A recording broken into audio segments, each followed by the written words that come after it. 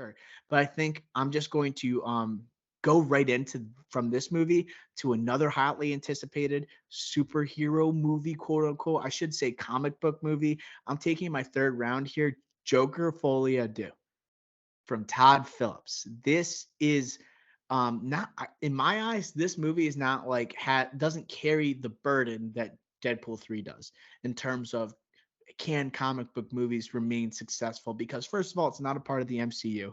It's not a part of what the DCU is going to be. This is a DCU Elseworlds project, a sequel to a movie that gets nominated for double-digit Oscars, one that wins for Best Actor, an actor returning to the role, Joaquin Phoenix as the Joker, and then you're adding in an Oscar-nominated actress, Lady Gaga as Harley Quinn, a um, a a big a fan favorite type of character that's been played by Margot Robbie, and people feel like almost like that is the ideal version, right? Seeing something different, but the fact that it's going to be a musical after a movie that was already controversial and people thought was politically incorrect, and then to like double down on how bold the movie's going to be, I think this is going to be must watch. So Joker, Folie Ado.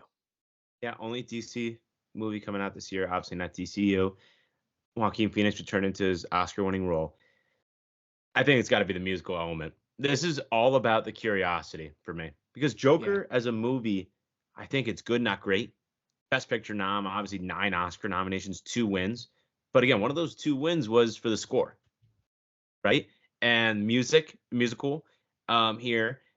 Lady Gaga is Lady Gaga, right? We saw it in A Star Is Born, how it could translate to cinema. And Joaquin, we've seen it in Walk the Line. I famously said I like his Johnny Cash better than Johnny Cash, for God's sakes. Can he do it here again? I don't know. But again, how much money will this movie make? $1 billion in 2019. Mm. Supposed to be a one-off. Now we have a musical with Lady Gaga coming into the fray. A lot of those expectations, or that, I think a lot of people have realized that Joker wasn't as good as we thought. And now, will this make $1 billion? I don't think so, but Joker's a strong character, and Lady Gaga's I like strong. Joker. I like Joker. I like Joker, don't love it. So I don't know. I have high expectations, of course, but at the same time, it's like, is it just, am I more curious about how it's gonna work? Again, with Todd Phillips, who, look at Todd Phillips' career. He's more of a comedy guy. I know he's changed now, of course, famously, but is he going to be able to direct this musical? I really am. It's more of a curiosity thing for me. This is my number 8, so take that for what it is. So this is interesting because you bring up the box office appeal. The first one makes over $1 billion. People are like, "Oh my god, it's a villain of a Batman. Like it's a villain, a Batman villain that makes $1 billion." Do you think this movie surpasses the box office of the first film? I just think this is we're in a different stage now, different era. No, you got to answer the question. Does this No, pass it or no? You think no? I think it's under $1 billion. I think it passes it. Is it, but like, why? Because it's Lady Gaga added to this, or Partially. If the first one was so polarizing and the second one is sure to generate conversation, I think there's going to be like an aspect like I can't miss this movie. You know, Joaquin coming off a Best Actor win, right? It certainly seems like it must be worthwhile in some capacity. Joaquin seems like a guy he wouldn't do it just for money. You Mhm. know, it's just I like completely agree. and a lot of guys would, but like judging by like how Joaquin speaks in public, like the Oscar speech that he made, like he doesn't have to do this. He's made enough money, but like I think there's something inherently, it's something built in the character, like the dancing aspect of the character from the first film, how dramatic and how somber that movie was. Like there is a dancing element to the first movie, and that Mhm. creates some of the best scenes of the film. So I think you can build in potentially like a musical type of atmosphere or a musical type of vibe to this movie that actually makes sense.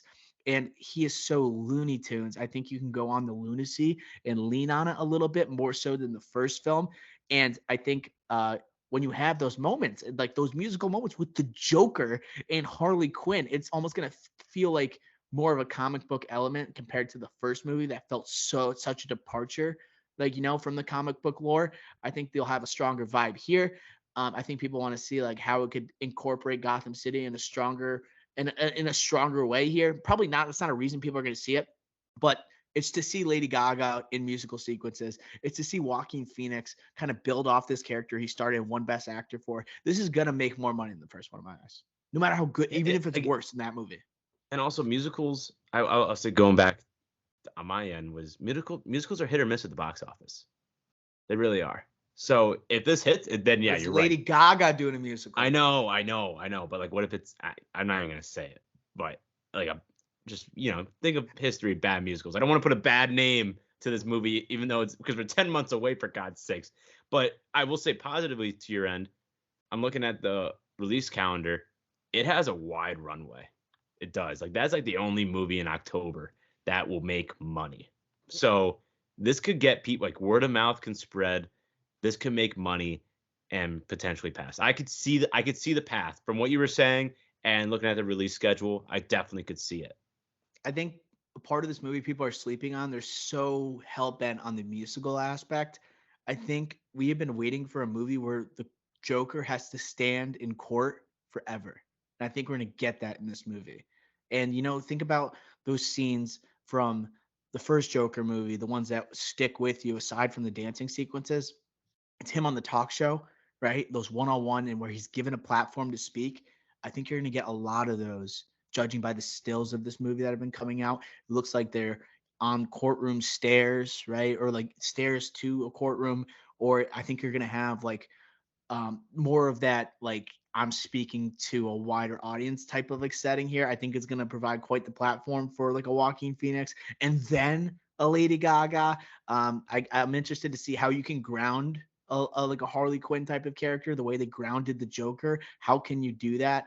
And I'm just wondering. I'm curious to see how it's implemented compared to like the Harley Quinn we've seen before, which is obviously more comic booky and jumping into a vat of acid type of thing. How is he going to influence her? So maybe in a similar way to how he influenced the public at the end of the first Joker. Very very Yes. curious to see how they approach that. Yes.